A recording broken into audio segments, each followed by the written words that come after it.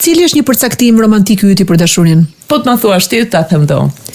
Për shembull, mund të them unë që një version romantik i imi është që po të më thuash nëse më dashuron ma sill hënën, unë do shkoj ta marr hënën dhe do ta sjell. Dhe nëse s'marr hënën e plot do të sill pak plur hënë. Do ta sjell dritën e hënës tek ti, do ta sjell atë që ti do bëj gjithçka, deri atje do të shkoj, që të bëj të lumtur. Dhe kur e bëj vet dhe marr çdo risk për ta bërë këtë, dua që edhe ti të fluturosh, ta marrësh, ta bësh këtë për mua në mënyrë të ndërsjell.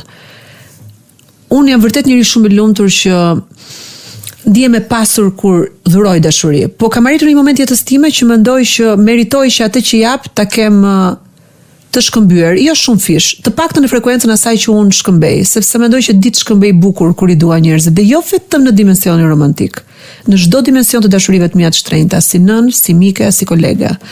Pastaj dhe si partnere jete, po patjetër. Do e bëj dhe unë një podcast, do të ftoj ty, sepse ti je shumë interesante dhe duhet plasësh, besoj edhe më shumë, sepse ke çfarë tregon, më pëlqen shumë mënyra se si i thua gjërat.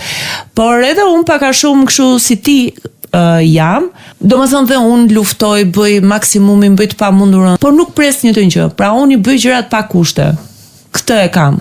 Subscribe në kanalin Klas Media në YouTube.